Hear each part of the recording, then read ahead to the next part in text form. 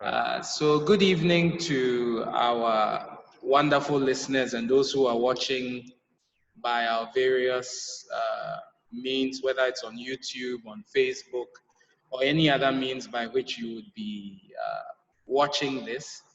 Our marriage clinics have been on pause for the last 4 to 5 months because of the entire COVID situation. And today, we are starting our marriage clinics again. And there's none other to start our marriage clinics with than our very own counselor, Gyamfi. For those of you who are part of the marriage clinic family, you know him very well. He's Reverend Samuel Gyamfi. He's a counselor in Bolga, and he has visited several times in our marriage clinics. And it's a pleasure to have him here. Welcome. I like to call him Thank Raju. you, my brother Joshua. That's right. That's right. That's right. You Thanks know, so much. the beauty of it is at the beginning of the year, I sent you a long list about the various topics we were What going we, to treat in fact, for this year. And yeah, it says that yeah, man makes his plans, but God will have the you last know, say. that's right. Yeah. All those plans. So once again, you are welcome. We are Thank you so doing much, this my virtually, brother. and I trust that God will use this medium to bless many lives, Mm, as Marriage Clinic and your ministry has been doing for a while now. As mm, I was coming, I was just thinking, and I said, I may know, but people may not know. So, how did you mm. even get into this marriage clinic issues in the first place? Marriage counseling issues in the first place, I beg your pardon. Yeah, yeah. I think for me, uh, I would say it's something that began not today. Okay. And if those of us who are into the Christian life directly discipling people, you will get to know that every discipler, in a way, has an interest in people's relationships. And I would say that this is where the interest for counseling was built up. Because if you look at what we do in terms of discipleship, it's purely counseling. Because you take interest in people's personal life, you want to see how they walk with the Lord, you want to see how they are building up their personal lives in several areas of their lives. And so for me, it was this kind of quest, what I actually used to do in terms of, or what I've been doing in terms of discipling, is actually what pushed me into counseling. Because I Okay. noticed that people have grown. Now they get in, and it's not about me just reading my Bible and me just praying, but here it has to do with how I am relating with my partner, how I'm relating with my wife, how I'm going into marriage. And so this is how the whole thing propelled into. And then I took the interest of going to train up specifically as a counselor. And so Mm-hmm. this is how I got into the training, into the counseling arena. So that means you are a trained, for the sake of our viewers, you are a trained, Yes, I am a certified trained counselor. licensed counselor. Exactly, Not exactly. those who are hopping all over the place just saying it and creating No, problems. I am a licensed counselor certified by the Ghana Psychology Council. And with Ghana Psychology Council, even with that, you have to renew your license every year. Okay. And so I belong to this body. Yes. Okay. So let's just jump into it. Before our viewers, questions have been sent in for a while now, and we'll gradually jump into the questions. But I just wanted to find out, this entire COVID-19 situation, has it affected marriages from where you sit? Are you getting more complaints, or there's not much of a difference in the issues? Well, for me, I wouldn't say that it's COVID-19 that has affected the marriages, Okay. but to say that maybe COVID-19 has rather helped people to some kind of try to restore their relationships that were not working, Okay. or now get to the place where they know that, look, unless I solve this problem, it won't work. Because initially, maybe I used to take work as a cover.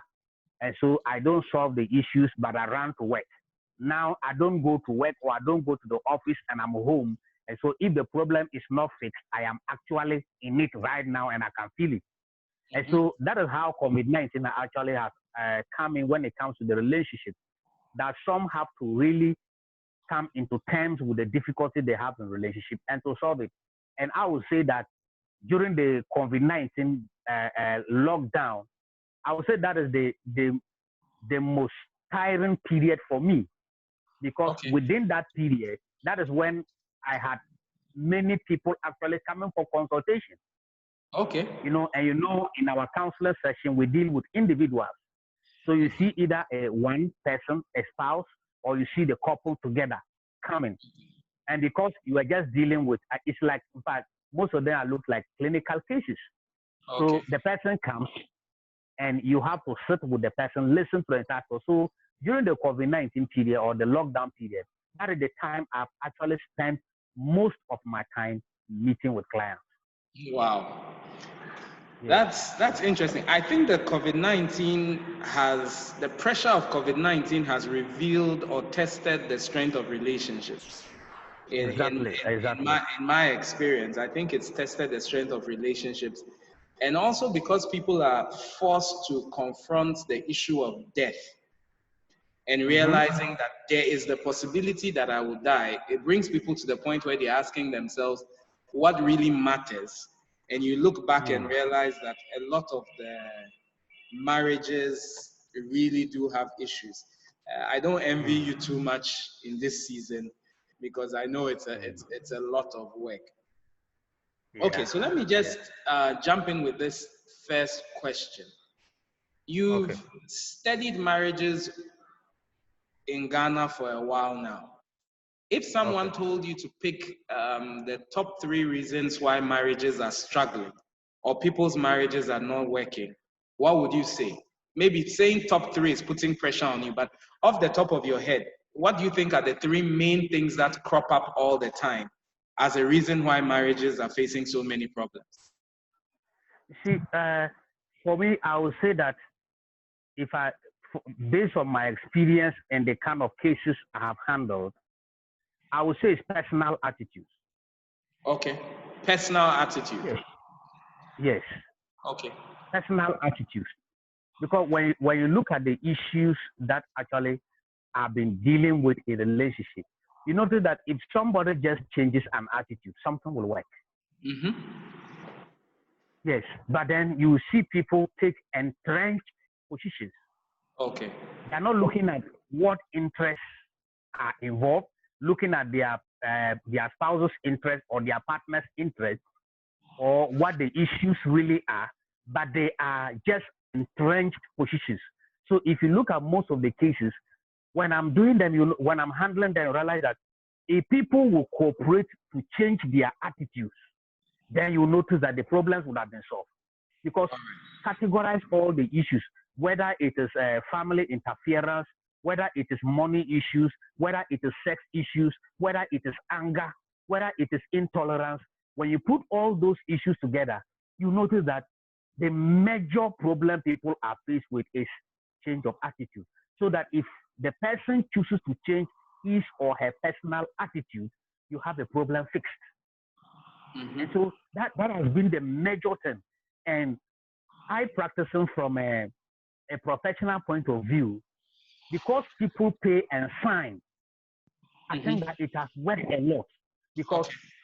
when people pay and finish, and I diagnose the issue and I see that you need to work on your attitude, and I tell you that listen, is an attitudinal issue, change this, change that, and the person is not complying or is not working on it, I'm like, well, if you don't work on it, if you don't go by what I am saying or what we are all agreeing on, then I will terminate the contract.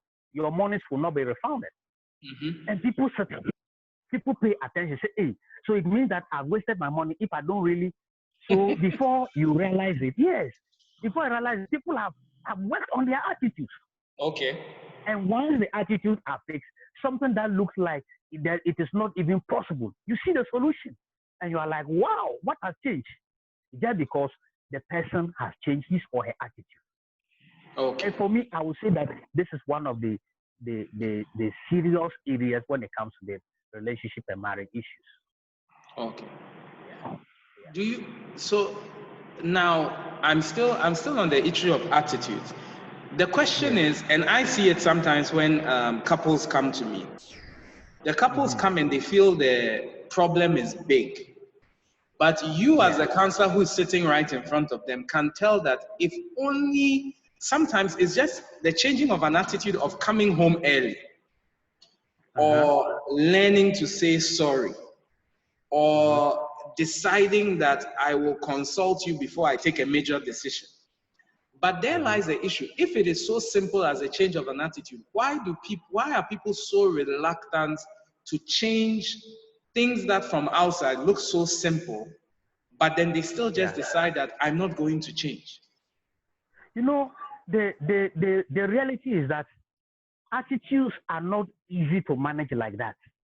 Okay. Because yes, attitudes are not easy to manage like that. When you look at issues of attitude, sometimes if you look at your attitude or a person's attitude, there are influences all over the person. You see, even the way you look at me at the workplace, the kind of self-esteem I have when it comes to only the workplace, the way you regard me. If I now start making some changes, people will feel that, oh, this guy is that he's down like that. So if you look at it, there are surrounding influences. So for instance, can you imagine a boss in the workplace who will want to, maybe when it's getting to time when he's supposed to go home, he's rushing. And it's like, why are you rushing home? Say, I'm rushing because this is the time I gave my wife that I want to be home. And so I have to work at it to run home so that I don't have problems. It's like, hey, even you are struggling like this. You mean you cannot control your wife when you are controlling all of us in the office? So because of that kind of influence the person has from the workplace, he chooses that I'm still the boss. And so he wants to carry this boss life to the church, to the house. Then that becomes the problem. Or look at it as a pastor. You see, look at the kind of respect people give you in church. You give instructions, people take it and all that. And you are now wondering, should I just come down? No, come home because my wife demands that I should be home at this time. If church members can submit, is she not also a church member? If she's my wife, she's also in the church. Can't she just submit? Then you notice that you are not able to work on that attitude because of the way you are held out there. Okay. So if you look at it, there are a lot of surroundings. So the influence you have from the workplace, sometimes influence from your own friends, influence from your relatives. And these are the things that make us find it so hard to even make any kind of alteration in terms of our attitudes. Okay. Yes. Okay. I, So if the person is acting, you just see that it is not just you as an individual, but you are looking at how the entire world around you holds you to be. And that that's is true. the major thing. Like Yeah. for instance, if every evening you go and sit with your boys to take some drinks, and now to work on your marriage, it means you must come home, and your friends ask you, why are you not sitting with us? And you say, oh, I have to go home to work on the marriage. You can understand that that level of peer pressure will, you know what they'll start saying, oh, forget about them, these women, Yeah. that's how they are, and so on and so Or forth. you are becoming weak.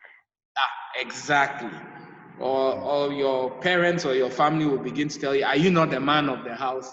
Which is Exactly. their way of putting pressure on you to also act in the way they want you to act. Mm. It's an interesting one, and that's the truth. A lot of the time, if we would just, let me use the word, humble ourselves and change our attitude, so many things Mm. would begin to work. Anyway, let me begin to jump into the questions before people feel they sent in their questions and we didn't take them. Okay. Let me start with Okay. this first lady who has written in. She says, Dear Pastor, my husband cheated on me in our marriage. I can't trust him again, and I don't think I have any love left for him. I want a divorce, but I don't want my kids to grow up in a broken home. I'm confused right now. What do I do? So she's All saying right. that the man has cheated. She doesn't love It's the man, but okay. because of the children. Okay. I don't know if you've Okay. witnessed or experienced such situations. Yes, I've witnessed them, but she's asking what she should do. Straightforward, she should change her mind. Okay. Change her mind. Because uh, if you are actually divorcing because the man has cheated on you, then you really didn't love him. This is a Okay. very difficult statement I am making. I have so It's a many very questions, but difficult I'll let statement. you land first. Yes, it's a difficult statement. You see, if you truly love the man, you will not be divorcing because you caught him cheating on you.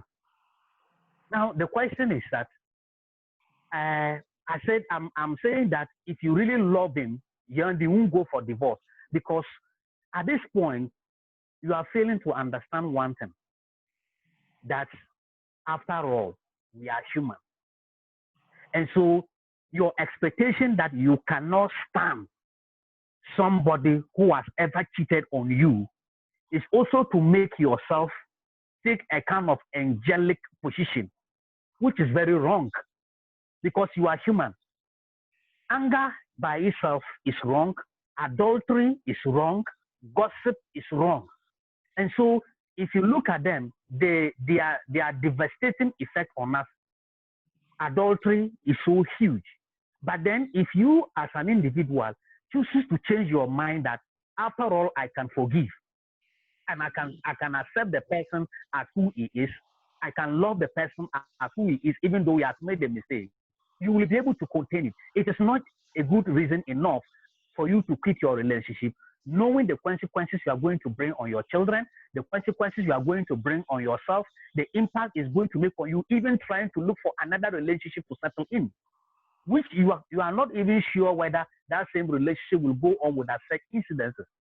My only difficulty will be that if this person chooses not to change but makes it a recurrent habit that endangers your personal life, then if you make all the efforts for the person to alter his direction and the person fails, then what you are thinking about can be understood.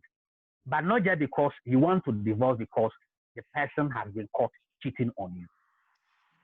But hmm, first of all, the Bible does say that if adultery comes into play, you can divorce. It doesn't say you should divorce. It says you can divorce when Jesus was speaking. But then, how am I, in quotes, speaking for the lady, going to be able to overcome this pain when what he has done to me is what I have pleaded with him, I've begged him, I've spoken with him all this while, and I have told him that that is a no-no for me. Because someone may say it's easy for you to say as a counselor, but she has to live with him every day. She has to look at his face every day. She has to live the embarrassment of the situation. What steps can she take to make sure that the marriage is worth fighting for? And then the other thing is, at which point can she finally make the decision and say, I'm done. I've given it my best and I want out? See, I didn't get the first one right. I didn't get your first one right. But then at what point will the person say, I am done? Okay, so let me come back Hmm? to the first one. And then what Okay. I'm trying to say is that if she decides she's going to stay, Okay. how are they going to be able to repair the marriage? Because her heart has been broken, she has been embarrassed. It probably is her worst fear. Most women's worst fear is that their husbands will cheat on Okay. them. Okay. So Okay. where does she go from there? If you are telling me to stay, what do I do? Okay. You start by changing your mind. Change of mind. You see, Okay. that is what the scripture says that we should be transformed by the renewing of our minds. Okay. It is all in your mind. If you choose to change your mind, to overlook it, you will be fine. Because as you are walking in the market, it is not written behind you, the woman whose husband has committed adultery. It's not written on the back of, it's not written anywhere. It will Mm-hmm. not be written behind you that, oh, my husband has committed adultery. Everyone look at me, I'm ashamed. It is not written anywhere on you. Besides, your husband is not the first to commit adultery. People have done that. They have been able to overcome it. Their marriages are fine. Some even have children out of it. They have taken it and things are working all right. So what am I saying? If you choose to forgive first of all yourself, accept that you can live with it, you will be fine with it. You see, because it all has to do, you are the one living with him. So if you accept such a man, know that you will be fine with yourself. Because in this whole world, you are the only person who matters to yourself. Okay. You are not going to be living by the way people think in their mind and all that. It is just all about you. So if you choose to be considerate on yourself, then you notice that, in fact, your entire being conditions itself for you to work on yourself. Mm-hmm. You know, when anytime cheating of such nature appears, what it does was that it introduces anxiety in us. You see, and anxiety is that kind of uneasiness of your mind that affects your body based on the event that has occurred. So you notice that that is the one that is actually giving you the trouble. So if you choose that, look, let me be considerate of myself. I said that I will not accept a man who has committed adultery, but now it has happened. I will accept it. Once you put yourself in that condition, you are now able to work on yourself. But if you keep denying that, no, this cannot be happening to me, no, this cannot be happening to me, I cannot accept it, then reality, you cannot accept it. And that is the issue. But So the then, first thing you are saying is that change of mind. After changing her mind, what's the next thing she needs to do? the next, you see, when you change your mind, in fact, that change of mind alone conditions you to accept the situation. So when you accept the situation, you notice that naturally now your entire being is prepared to work with the difference. That is why you can now sit with this person and you are talking out your pain, but your pain is not directed toward the person. And that is where the person can make the change. So now let's talk about it. What actually led him into adultery? We now want to address those issues. Is it that he has been lured at the website? Is it that sexually he's not being satisfied at home? Is it that he's just a loose person? So you now have a number of issues to deal with that really now centered on the problem. But if the person does not accept it, then you notice that even working on it, you cannot. For all you know, when you keep that resentment against the person and you keep pushing the person will even begin to do more evil things because at the time when you are filled with anxiety, many things can happen to you. So once you are able to accept the situation, the next is that, look, let's work on the matter. And to work on the matter, we want to find out what actually led you into this matter. Leave the devil out. Don't say the devil is responsible. He's not. Because always it seems to be the devil. Yes. And he's not the devil. I'm sure this time he was asleep. He was not aware. So what happened? Is it that I have not been giving him, we have not been giving ourselves attention? Is it that we have stopped courting after we are married? We don't longer appeal to ourselves. We don't address our sexual needs. So you have a lot of areas to deal with. However, if the person is so traumatized that he will not be able to handle it in this direction, then you look for a third party. Okay. Who may not necessarily, because you have very few trained counselors, and the counselors are not at our disposal. But a third person that both of you trust. When you sit before this third person that both of you trust, you can together agree on some basic principles, which the person can help both of you to take. Because when you are dealing, for instance, if you are dealing with your pastor, and I'm just wondering, if you are a pastor and you have about 500 members in your church, I don't know how many times you are going to be able to meet them to deal with issues like that. So you will be overwhelmed. But if you can get other third parties involved, whom both of you trust and respect, their presence helps you to reduce the tension that is within, and the matter will be able to, you'll be able to deal with the matter. I once dealt with a situation. Okay. Okay. No, you finish up. You finish before. Yeah, then I was just looking at the second part of the question, that at what time then do you give up? When you have done all these things, you have handled it at the home level, you have accepted the situation, you try to deal with it and it's not working, you've gotten a third party involved in, you have tried to deal with it, it is not working, and you notice that it is even wasting your life than you thought, then at this point, that is why maybe we may consider that fine. If your stay in the relationship now is becoming more dangerous than it's supposed to be, then at this point, separation can readily be advised. Okay. We can accept you when the person goes for separation. Yeah. Okay. As I was saying, I dealt with a situation like that where the man said he had been caught cheating, and all he said was, I don't want to talk about it. Anytime the wife brings it up, I don't want to talk about it. I'm sorry. I've made a mistake. I don't want to talk about it. Let's go and see a counselor. I'm sorry. I've made a mistake. I don't want to talk about it. Where does the woman go in such a case?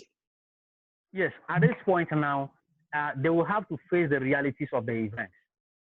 Because if you don't want to talk about it, then know the consequences of this that you don't want to talk about, that it will ruin the marriage. It will destroy the marriage. And if it's beginning with the marriage, or if the marriage will be destroyed, it begins with you and I. So if the relationship between us is destroyed because you don't want to talk about it, then eventually it will lead to separation and consequently divorce. So the person should be made to know the consequences. At this point, there is very little we can do if the person is not ready to talk about it. You see, when you say, I'm sorry, I don't want to talk about it, there are two contradictory issues. What are you sorry about? So the thing you say you are sorry about is the one you say you don't want to talk about. That is a whole contradiction.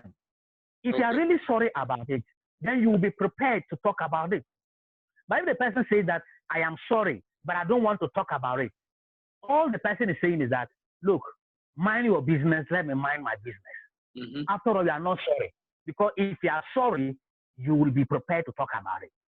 So it is for us to be able to understand that such a person is really not sorry. The person is not remorseful. The person has no regret. And in fact, the person might have no intention of changing. Otherwise, you'll be prepared to talk about it. So at this point, if the lady cannot endure it and finally she chooses to move out, there is very little we can do about it. Okay. Yeah. Let me jump to a premarital question. Okay. She says, Dear Pastor, how do I move on smoothly from a relationship which is not working, but he has done nothing wrong to me? Okay. I don't know if you get the question. What she's trying to say is that it's not like probably they've been in a relationship for a number of years, and she just feels like this relationship is not working for me. But the guy has not necessarily done something to provoke a breakup. Against her. What does she do? Okay. Discuss it.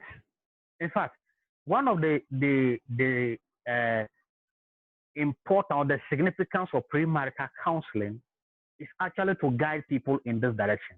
That the people we say we love and we want to live our lives with, you may wake up to notice that it is not all the interest we have for people that will necessarily lead to marriage.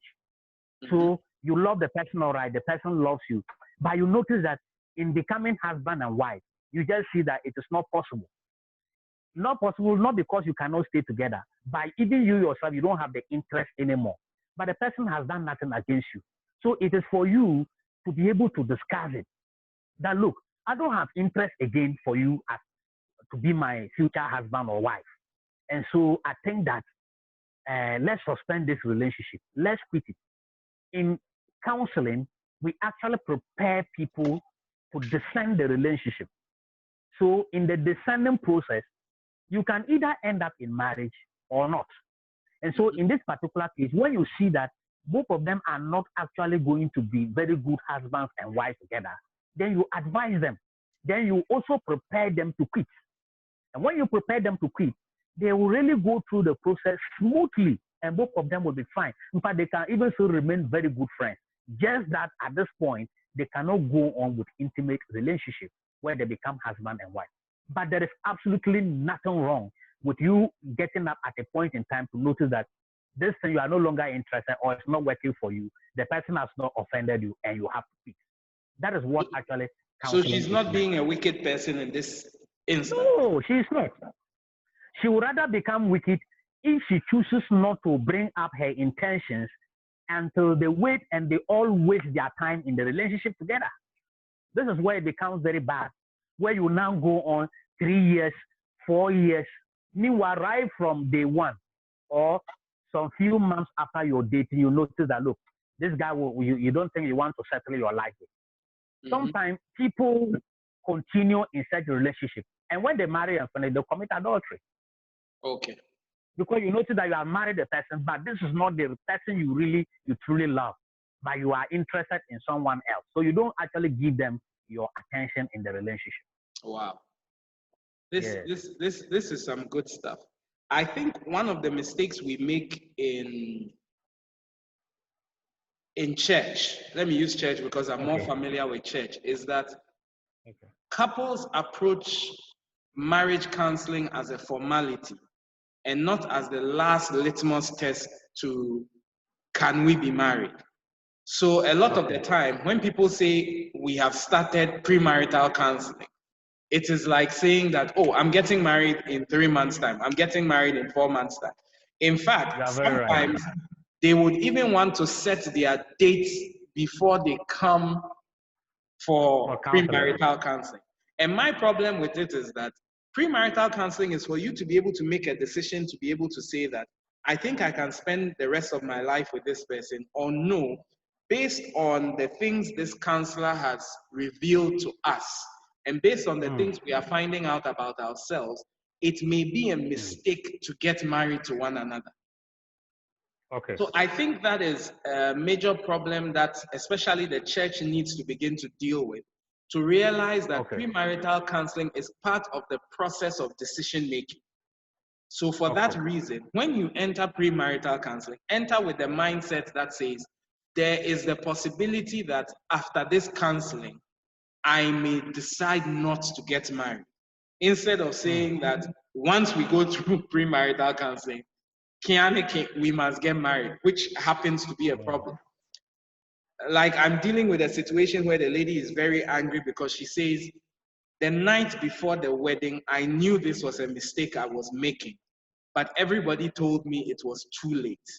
And now 5 years down the line, she wants to get a divorce and she hates herself because she feels like she knew it was a mistake.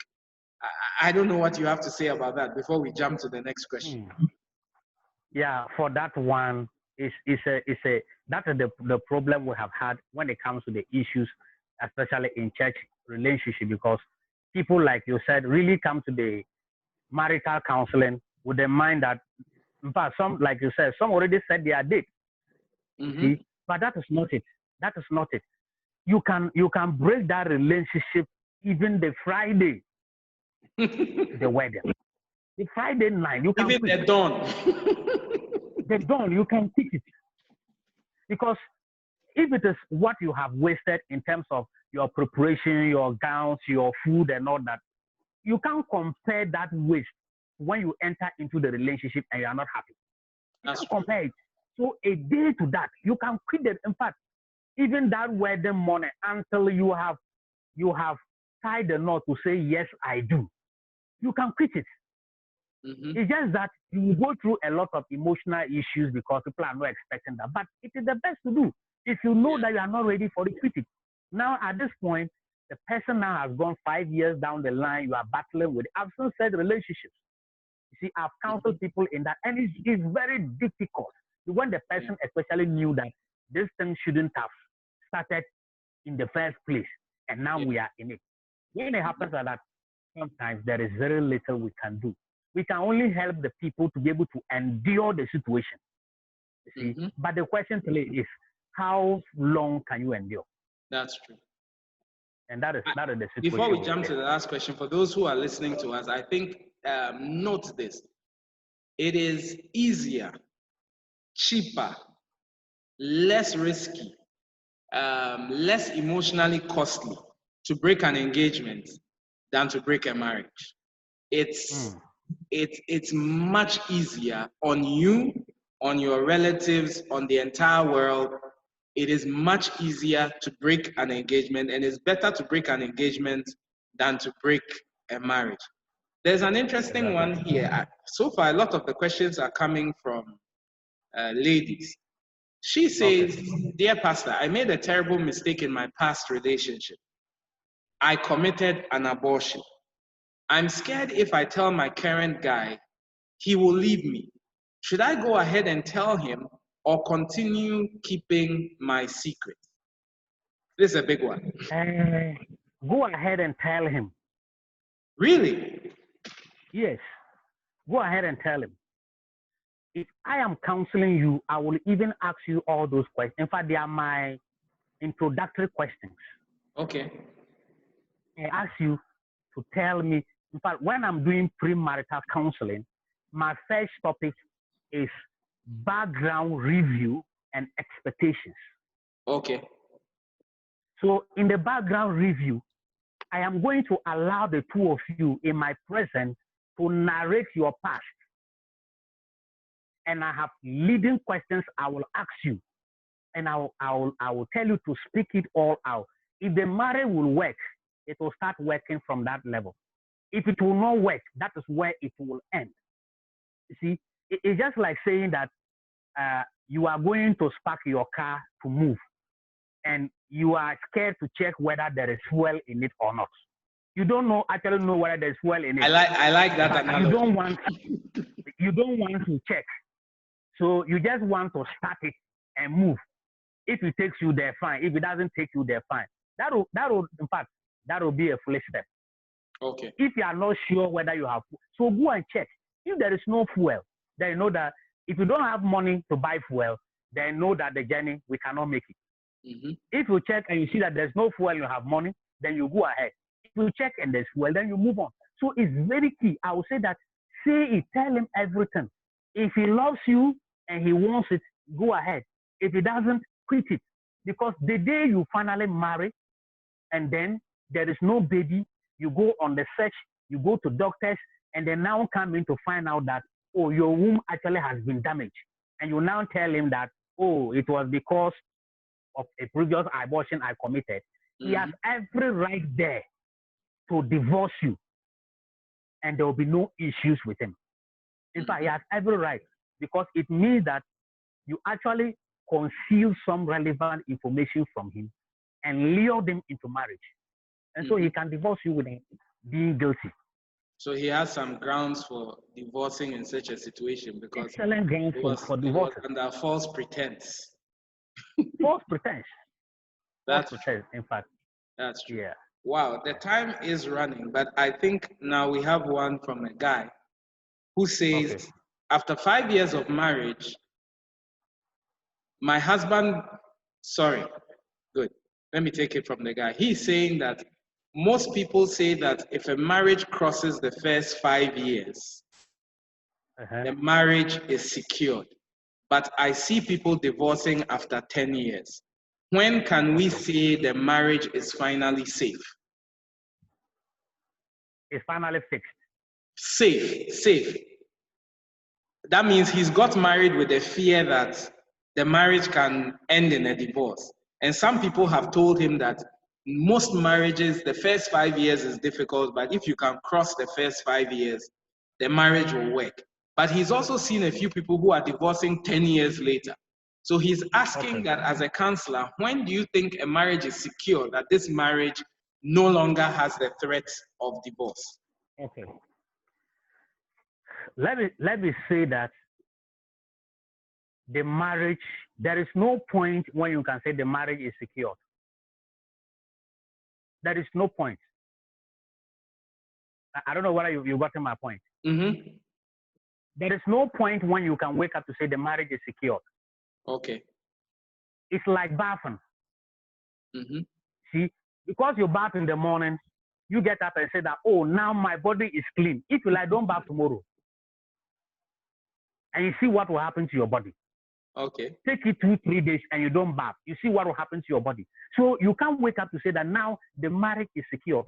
You see, marriage is like gardening. It's like farming. You have to keep working on it. It is a daily work. So Every day we are working on it. What I can say is that as people cross 10 years in the relationship, 15 years in the relationship, they know certain knobs that they can easily tap and things will work. Okay. But it doesn't mean that it is secure. You see, you now know that, oh, this is what if I do, my spouse will get wild with me. This is what doesn't work. This is what works. Yes, those experiences will help you, but it doesn't mean that the marriage is secure to the point where it cannot break. No, if you stop doing the things that makes the marriage work, it will break. Okay. So people at a certain age in the relationship, they are experienced, they know which knob to touch, they know what to do and what not to do. And that is how it goes on. So it is about they continuing to do the things they know they should do and avoid the things they know they shouldn't. They shouldn't do. And that is why. But if you just want to use years, that because you have passed 5 years, the relationship is secure, it's a lie. It is not true. Yes. Okay. That's a good one. Marriage is also about. There's this way I like to put it. You can the fact that you have been an apprentice for a long time doesn't mean you know how to sew. I believe we've all seen apprentices who have been with their madam for 6-7 years. Yes. And then they are and then there are some who are there for 2 years. And so I think it's what you put into the marriage, not the number of years. The number of years is important, but what you have invested into the marriage is what you are able to take out when there are problems in the marriage. And sometimes the marriage has lasted for 7 years because it has not hit any major storm. It may hit a major storm in the 10th year and things may change. Sometimes too, even when the economic power changes in the marriage, maybe the lady was tolerating the marriage because her business was not working and the man was the one with the money. Then all of a sudden, 7 years later, her business is doing well and the man loses his job. And then all of a sudden, the woman's behavior in the entire marriage changes. So I think we just need to realize, I like your analogy of you have to keep working the marriage, you have to keep doing assessment. I've even noticed in my marriage, there are times we need to sit down and ask each other, are you happy in this marriage at the moment? Because the fact that you were happy 6 months ago does not necessarily mean that you are going to be happy or content with the marriage at this point in time. Marriage is an interesting one. I'm surprised we are nearly hitting an hour, but maybe we can sneak in 2 more questions and then we'll schedule and do this again because we still have so many questions. So I think we may do a part 2. We have another one who says, I caught my girlfriend cheating on me. Should I break up or forgive her? Now this time it's not in marriage. This is a relationship. I caught my girlfriend cheating on me. Should I break up or I should forgive her? What would you advise? As a counselor, I'll say break up. Okay. Break up. But when we talked about in marriage, you just said they should work at it. But out of marriage, break up. Let's hear your reasons. Yes. Because we haven't even started the journey. You see, you are going to drive on 100 kilometers road. As soon as you start your car, you notice you have a flat tire. And you are asking whether should I drive on or I should move on. You have to stop. Why will you do that? Okay.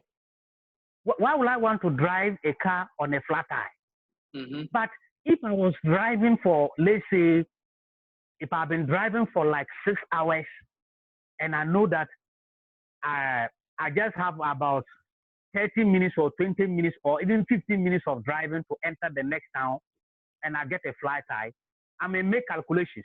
Maybe let me just drive there, maybe condemn the tire and then get in and pick my spare and put it there. That may be safer for me than to stop in the bush and something will happen to me. So at this point, you know the destination, so you can risk. But a relationship you are just beginning with, and I've caught you cheating on me, what is the guarantee that you will not cheat on me when we marry? See, so it becomes very difficult if you now say that, okay, it will never happen let's progress.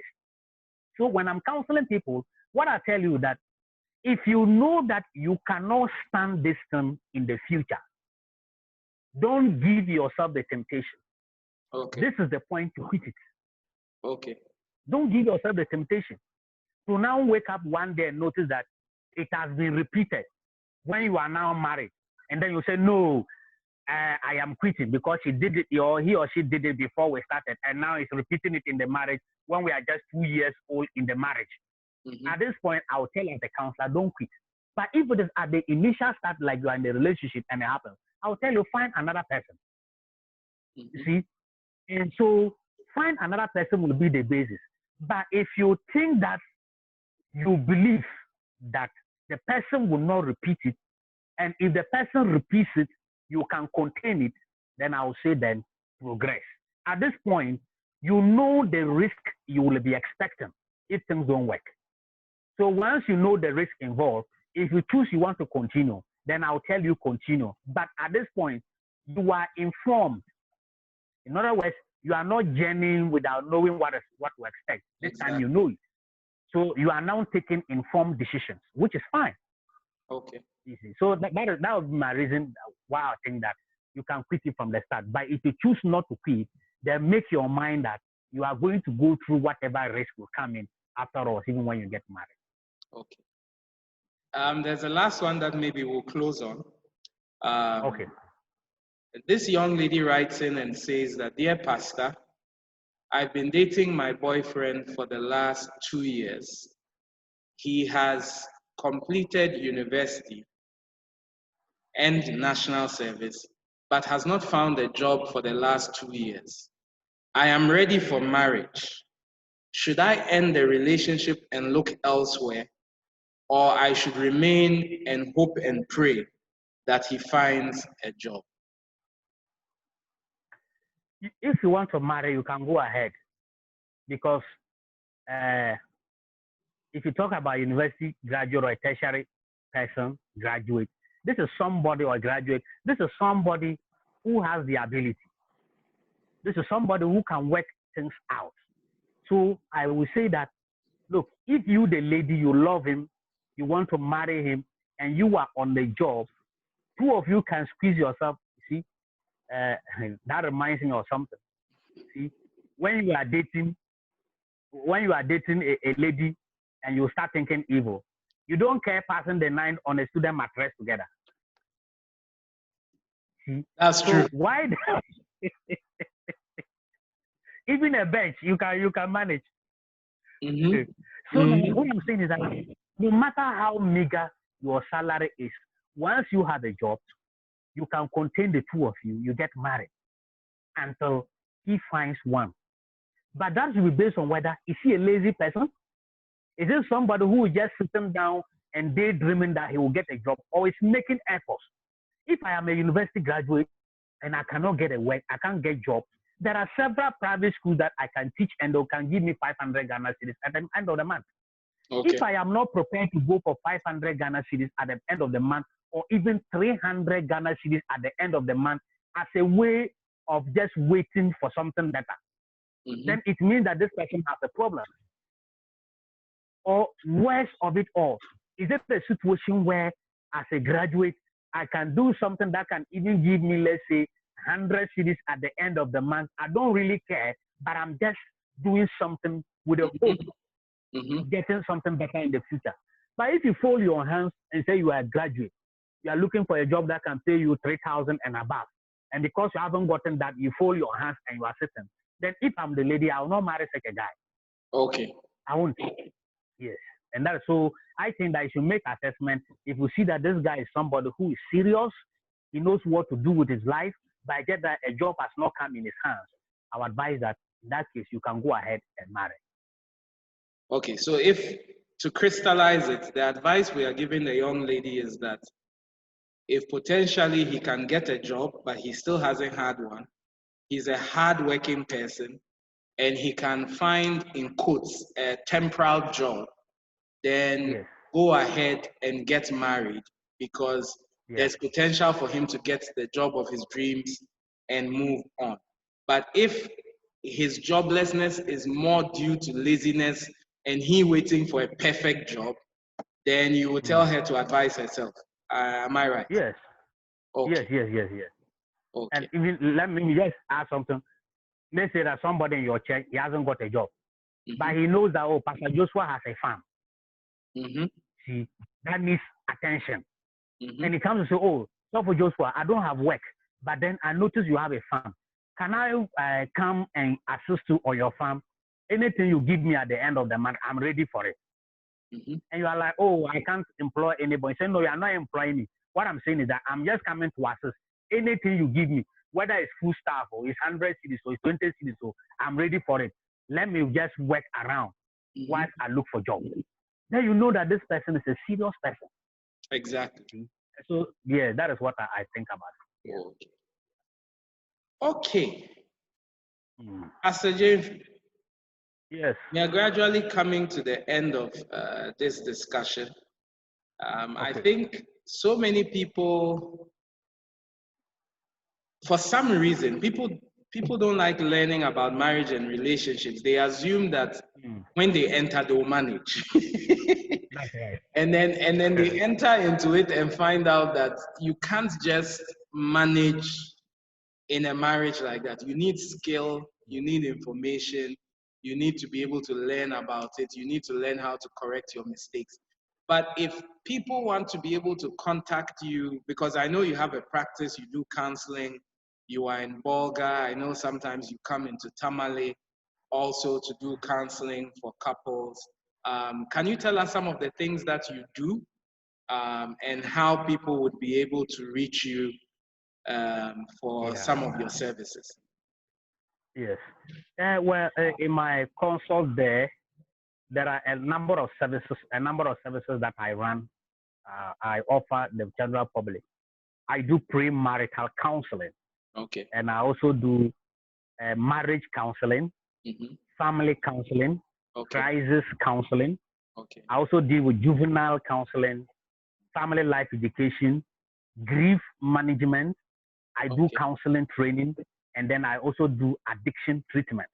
Now, these are various services that I run that when somebody needs my attention, all you need to do is to call.